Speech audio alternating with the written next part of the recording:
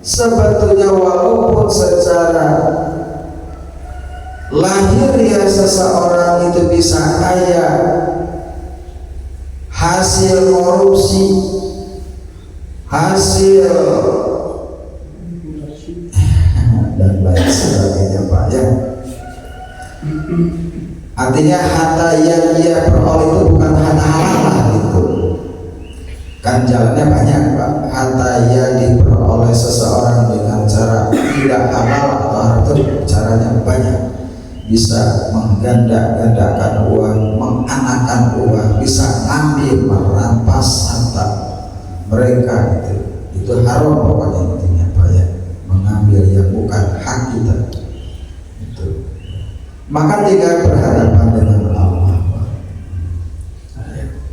berhadapan dengan Allah, bentuknya apa ya? Bentuknya celaka di kemudian Pak. Sebelum meninggal bisa celaka Pak. Celaka lahir batin Pak. Hartanya misalkan hilang, dia ambil KPK bisa Pak. Itu diambil pemerintah bisa kan. Kemudian tidak ada ketenangan jiwanya Pak, tidak ada kedamaian itu di dunia Pak. Belum nanti di akhirat Pak. Dalam hadis tidak akan pernah menginjakan berangkat atau tidak akan pernah berjalan kaki ini gaya zulqodama, tidak akan berjalan ini kaki nanti di akhirat sebelum ditanya oleh Allah. Pertanyaannya ada 3 Pak. Ya apa? Ada 4. Yang pertama akan ditanya kita nanti di akhirat sebelum berjalan menuju mahsyar, menuju perhitungan amal hisab. Yang pertama an umrihi, tentang umur akan ditanya ya, dipakai apa saja, dihabiskan apa saja, umur hidup di dunia sekian tahun teh naon wae gitu Pak, pagawean teh naon wae gitu, tentang umur nukahiji an umur itu. Yang kedua Pak, yang akan ditanya di akhirat nanti dari diri kita itu tentang malihi Pak ya, tentang hartanya, dari mana didapat, kemana dihabiskan atau dibelanjakan. 2 Pak, pertanyaannya kaitan dengan harta Pak, dari mana dan dikemanakan. Ini depan belakang ditanya Pak itu ya. Makanya berat urusan harta halal haram ya, ini dipertanggungjawabkan nanti. Artinya urusan harta, makanya ya harus selektif kaitan dengan harta, harus diperhatikan ya, harta yang kita dapat yakini harta halal ya, itu. Yang ketiga tentang ilmu, an ilmi, tentang ilmu ya, diamalkan atau tidak diamalkan, karena apa, untuk apa, itu ilmu. Setiap kita punya ilmu gitu, punya ilmu ya, minimal atau Pak ilmu sholat, ilmu puasa, ilmu zakat Pak, kaitan dengan ilmu agamanya ya. Kalau selain ilmu agama masih banyak pengetahuan, kemampuan kita Pak. Apakah ilmu itu membuat diri kita orang lain soleh gitu Pak, atau tidak, itu akan ditanya tentang ilmu kita diamalkan atau tidak diamalkan. melakukannya pun untuk apa, karena apa itu. Yang keempat, Pak, anjismi, tentang fisik jasad ini, Pak, ya, tentang fisik ini, jasad ini akan dipertanyakan, Pak. Fisik ini, jasad ini, ya, dari Allah asalnya grace, Pak, ya, teu aya nu kawin teu aya. Seiring dengan perjalanan waktu, Pak, tambah usia 30, 40, 50, 60 tahun, Pak. Nah, itu sudah mulai mata yang tadinya jelas melihat, menatap, Pak, mulai kabur. Nah, itu tadi ditanya, kenapa kabur? Penglihatan ente kira laku lah gitu, Pak, karena banyak melihat apa gitu, Pak. Tentu kalau jawaban kita nanti sesuai dengan amal, karena saya sering baca Quran, bagus, Pak. Tapi sebaliknya, jika pandangan kita kabur karena lebih banyak menatap, melihat, misalkan postingan WA apa kan, menyesal nanti, Pak, yang tidak berguna tentunya, Pak, yang tidak berguna ini, Pak, termasuk juga, Pak, ya, pendengaran kita, ya, seiring dengan perjalanan waktu mulai lemah, Pak, mulai toreng bahasa saudara, Pak, itu mulai melemah. Karena apa? Nanti akan ditanya, Pak. Berdasarkan hadis, berdasarkan sabda Nabi SAW, la yazalu qadama abdin hatta yus'al an arba'ah, tidak akan berjalan kedua kaki seorang hamba sebelum ditanya 4 hal yang tadi terdapat. An umrihi, tentang umur, an malihi, tentang harta, an ilmihi, tentang ilmu, an jismihi, tentang jasad fisik. Ditanya 4 pertanyaan, ya. Kenapa hanya 4? Karena jumlah 4 itu sempurna, cukup, Pak. Sudah cukup itu 4 itu, Pak. Usia 40 ancak cukup, ya, gitu. Usia 40 itu usia dewasa, sudah mantap, Ustaz, gitu, Pak. keempat pertanyaan itu apakah pertanyaan di dalam kubur ataukah di tempat lain? Sebab kalau di dalam kubur kan biasanya ustaz-ustaz yang lain menjelaskan bahwa ditanya mana rohuka, wa kiblatuka, wa rusuluka, dan seterusnya. Gimana gitu? Pertanyaan barusan, apakah ini ketika di dalam kubur, jawabannya bukan lain lagi pertanyaan kubur. Ada 5 pertanyaan dalam kubur, Pak, ya. Pertanyaan ini kapan, Pak? Setelah dibangkitkan dari kubur, disebut dengan alam ba'as, bahasa Arab bangkit, ba'as itu huda semua manusia menuju mahsyar, sebuah tempat untuk mendapatkan buku catatan amal. Setelah itu buku itu dihisab, dihitung berapa amal solehnya, berapa berat amal salahnya, dihitung, namanya mizan, ditimbang.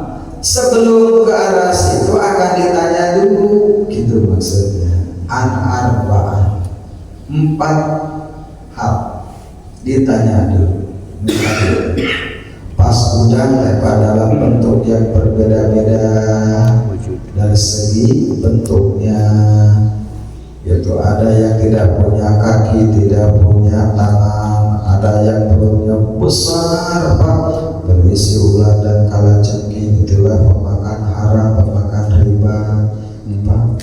Ada juga yang mukanya seperti babi Pak, itulah dosa yang dilakukan seseorang karena sewaktu hidup di dunia tidak pernah ruku dan sujud, tidak sholat Pak. Ada juga yang keluar dari mulutnya lidah menjulur, kemudian dipotong nyambung lagi, itulah dosa lisan yang sewaktu hidup di dunia tidak sempat bertobat. Ada juga yang kemaluannya ditusuk oleh benda yang besar Pak, itulah orang yang sewaktu hidup di dunianya tidak menjaga farji itu Pak. Ada juga yang tidak punya tangan, tidak punya kaki, itulah dosa yang sewaktu hidup di dunia tidak akur dengan dulur, dengan tetangga raya, dengan batu sakasur juga sama. Yang sebelum meninggal mereka tidak bertaubat, tidak islah, tidak membebaskan dosa tersebut. Dugi kamaut lah gitu memang. Yang disebutkan tadi dosa terbawa mati. Makanya dosa terbawa mati apa berat pertanggungjawabannya gitu Pak. Termasuk juga harta terbawa mati, yaitu hutang berat Pak. Ya. Harta terbawa mati yaitu hutang gitu. Sampai-sampai Rasulullah enggan menyolatkan orang mati berhutang sebab terbawa mati Pak. Berarti harus ada yang menanggungnya supaya almarhum bebas gitu Pak. Cuman kan yang jadi persoalan apa? Yang tanpa sepengetahuan ahli waris Pak, terbuka duit nganyuk rokok sabatan ke warung tetangga, ku warung tetangga teh ku pemilik teh teu dibebaskeun misalkan Pak, teu diikhlaskeun Pak, atanapi teu dibayar ku ahli waris nanda teu apa, aduh eta teh mata Pak. Itu kayak di akhirat nanti Rasul tidak mau menyolatkan orang yang berhutang itu Pak ya. Karena itu sebelum meninggal bagusnya apa dicatat hutang-hutang kita. Makanya nanti akan ketemu dengan ayat terpanjang. Mana ayat terpanjang? Ini Pak 282 ayat tentang hutang, ayat tentang transaksi dengan tidak tunai. Ini Pak berat Pak ya.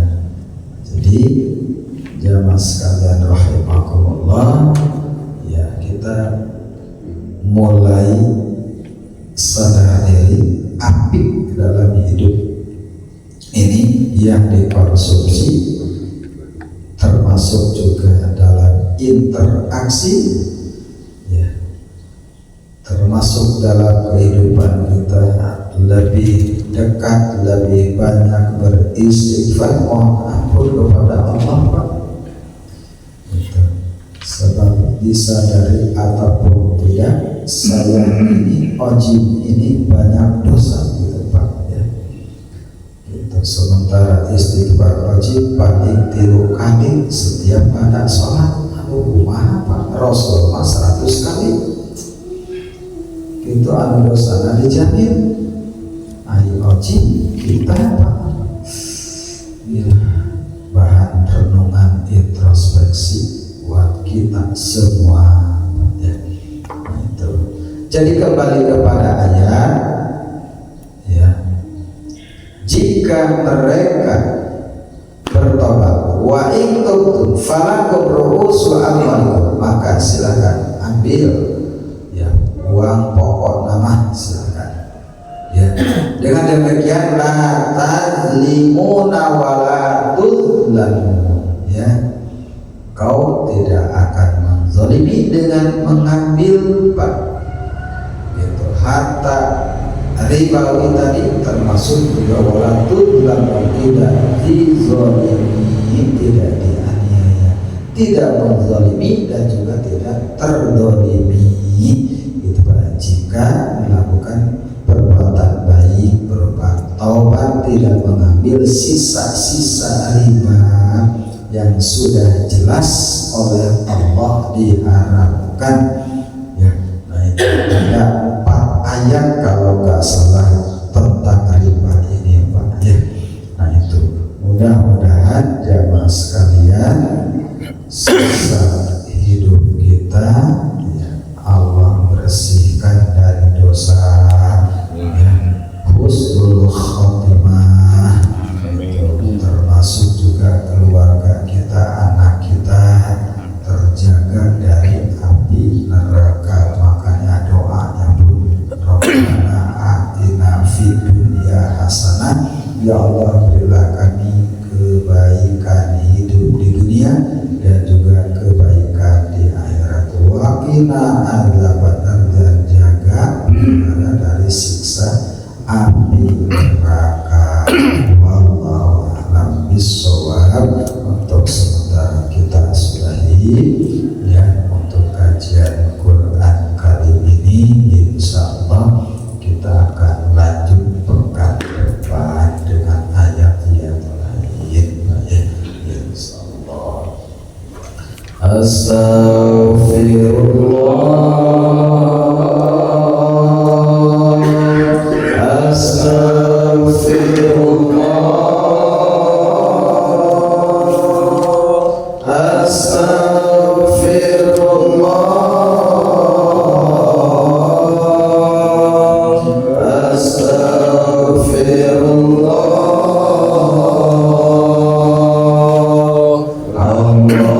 Allahumma sholli ala Muhammad ya Rabbi sholli alaihi wa sallim ya Allah ya Allah ya Allah ya Allah ya Rahman ya Rahim ya Malik ya Qudus ya Salam ya Mu'min ya Muhaimin ya Aziz ya Jabbar ya Mutakabbir ya Khaliq ya Bari ya Musawwir ya Ghaffar ya Qahhar ya Wahhab ya Razzaq ya Fatah ya Alim ya Qadir ya Basir ya Khafir ya Rafi ya Mu'izz ya Mujir ya Sami ya Basir ya Hakam ya Adil ya Latif ya Khabir ya Halim ya Alim ya Ghafur ya Syakur ya Ali ya Kabir ya Hafid ya Mukir ya Hasib ya Jalil ya Karim ya Raqib ya Mujib ya Wasi ya Hakim ya Wadud ya Majid ya Wa'id ya Syahid ya Haq ya Wakil ya Qawi ya Matin ya Wali ya Hamid ya Musi ya Mughni ya Mu'id ya Muhyi ya Mu'min ya Hayyu ya Qayyum ya Wajib ya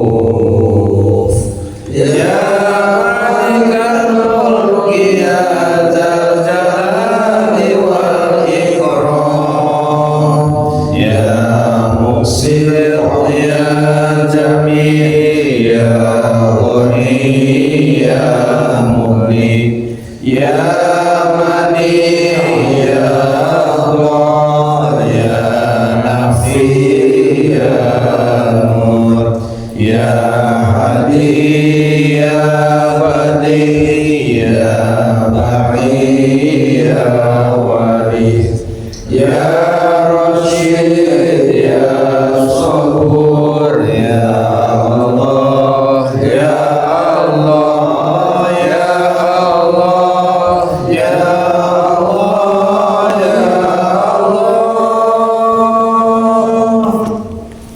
Allahumma shalli wa sallim ala sayyidina wa habibina wa syafi'ina wa maulana Muhammad wa sallim wa radiyallahu ta'ala an kulli sahabati rasulillahi ajma'in. Amin. Alhamdulillahi rabbil alamin. Hamdan yu'affi ni'amahu wa yu'affi mazidah kama yanbaghi li jalali wajhikal karim wa 'azimi sultanik.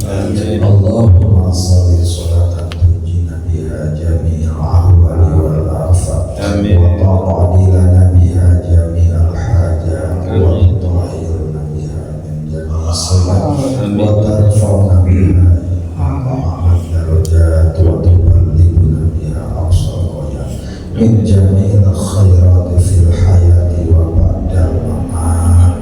Allahumma nawwir qulubana bil Qur'an wa zayyin akhlaqana bil Qur'an wa najjina minan nari bil Qur'an wa adkhilna jannata bi syafaati Rasulillah sallallahu alaihi wasallam. Rabbana taqabbal minna innaka antas samiul alim wa tub alaina innaka antat tawwabur rahim.